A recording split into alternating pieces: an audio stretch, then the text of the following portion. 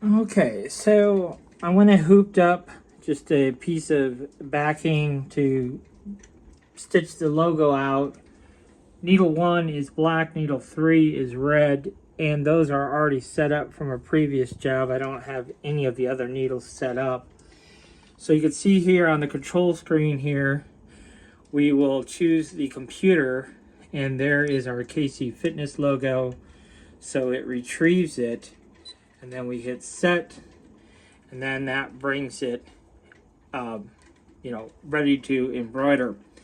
So then we can go to these spools here, and you could see that it's saying that the first spool is on 1, and we actually need to set that to be 3.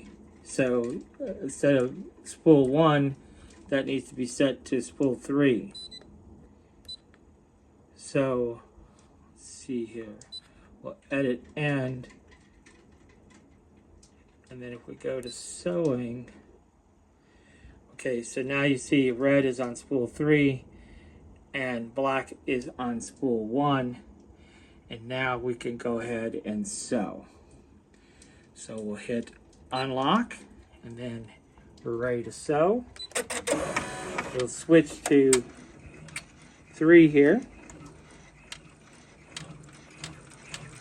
And it's going to stitch the top part of our K. So it's doing the underlay, and now it's going back in and doing satin stitches.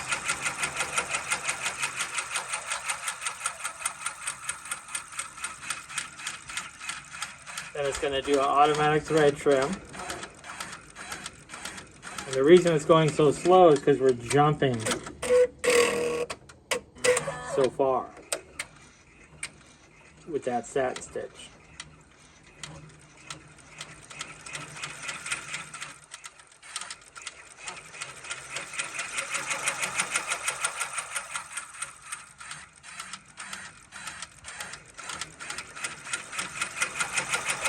Doing those zigzags that we put in there, and coming back and doing our satin over the top.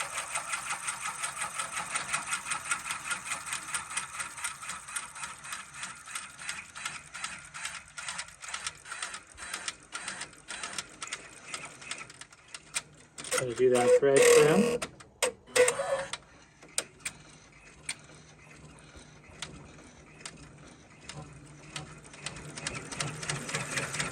You see it's looking pretty good.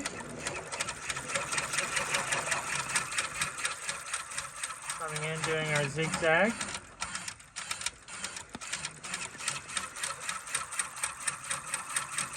And then our satin stitch on top.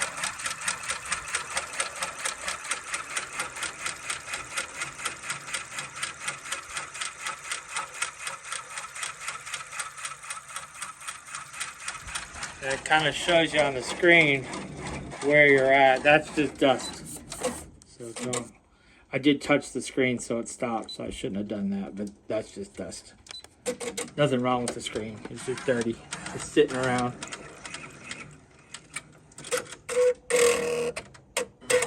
But that is good to know. You could stop it, back it up stitches if you had to, if there was a little mishap or it didn't stitch right or something. You could stop it from stitching.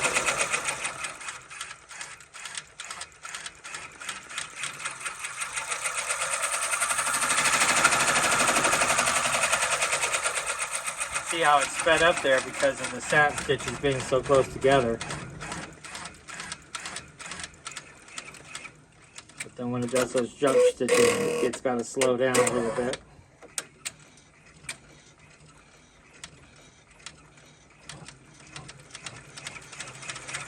Do the top part of our sleeve here.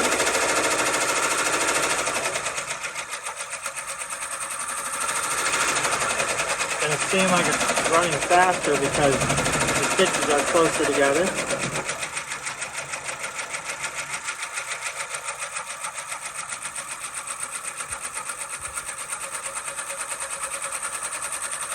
I'm really interested to see how the text stitches out. I know the KC part will stitch out nice, but and you can see even the top part of the C there, how thin that is. It still stitches out nice, but it's very thin at the top part of the C. You know, that's maybe an 1/8 inch wide at the thinnest spot.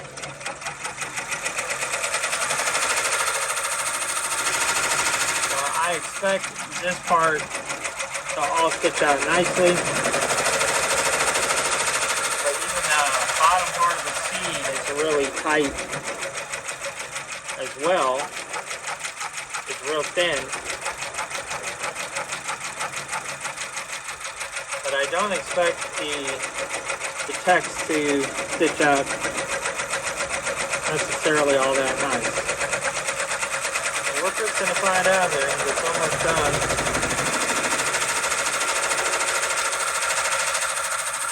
You can see how thin that is. Still looks good. That part of it all looks nice. But what will the text do? That'll be the interesting part. I'm going to go ahead and slow the machine down as slow as it'll go.